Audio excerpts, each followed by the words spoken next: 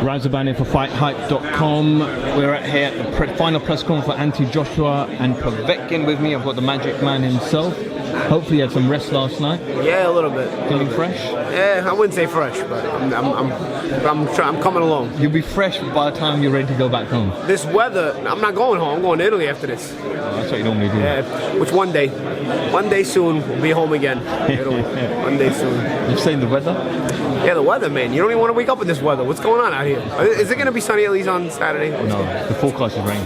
Rain for Saturday? Saturday night. Come on. Yo, I was at Klitschko Hay, bro. I don't want another Klitschko Hay situation, bro. Where you guys are walking through the mud just to get to the ring. It's not going to be that far up, honestly. The weather's not looking great. It's brutal, bro. Brutal. It's hard that obviously Eddie has to take a gamble on the date available. Yeah. You know what? It was bound to happen, right? Eventually, all these dates, outdoor dates, were doing pretty good. You're bound to get a couple of rain ones, right? So here's one. Saturday night, Joshua Povetkin. Everyone was hoping that this date was Joshua Wilder. We'll come to those shenanigans in a moment. But does Povetkin cause a major threat to AJ? Yeah, I think he does. I think he's a guy that has to be taken seriously. You know, I think if Povetkin's the kind of guy, if you sleep on him, he knocks you out. You know, I think he knocks you out if you sleep on him. You know, so I don't think he's the kind of guy that you can take lightly. You favor Joshua, of course you favor Joshua, but Povetkin's the kind of guy. He's sturdy. He doesn't go anywhere. He's got a great chin.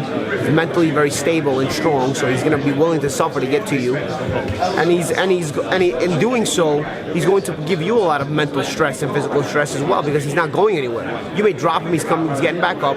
Not only is he getting up, he's coming after you. You know, listen. Vladimir Klitschko beat him rather handily, but Povetkin was putting him under duress the whole time, you know?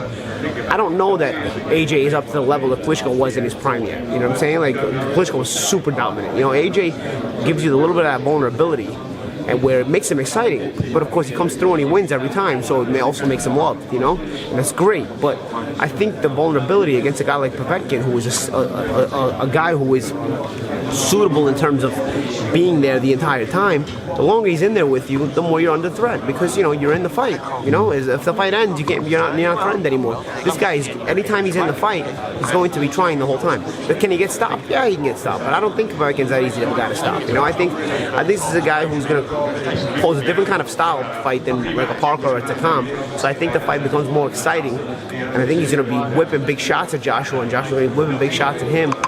But I really don't think that he's that easy of an out. You know, I pick AJ. I pick AJ when he's fresher, he's younger. I don't know who's hungrier. I can't say either guy's hungrier.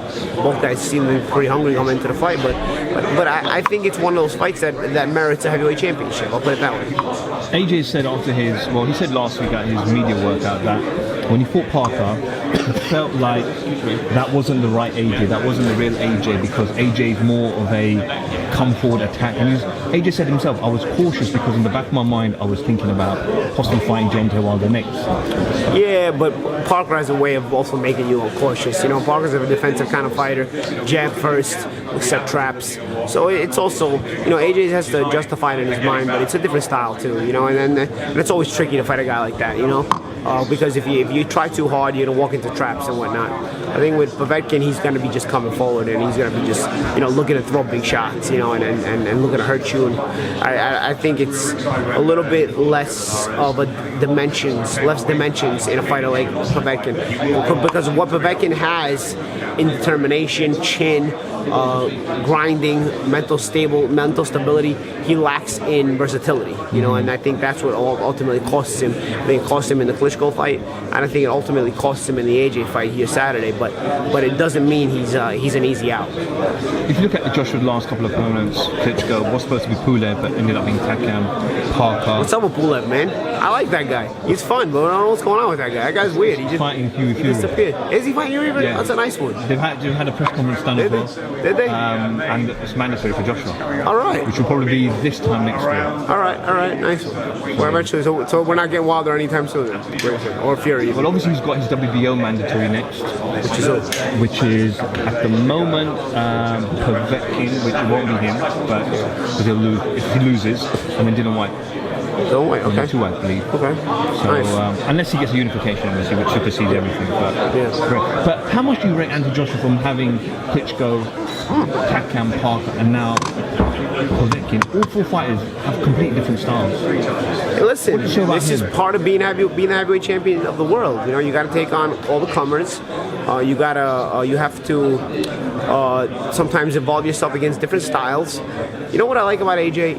He's a champion, but he never stops learning, and more so than that, he never stops being willing to learn. Because sometimes you're learning without realizing it.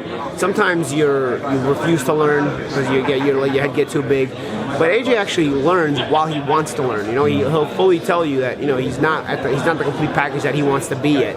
And I think one thing about being a perfectionist, you're never happy. You know, even when you're perfect, you're never happy. You know, because you always want to get better and better and better. I think that's always the best way to be to any approach in life, is always to never be satisfied. You know, ultimately you're bound to be unhappy because of that, but you ultimately also give yourself the best chance to achieve that as much as you can. You know?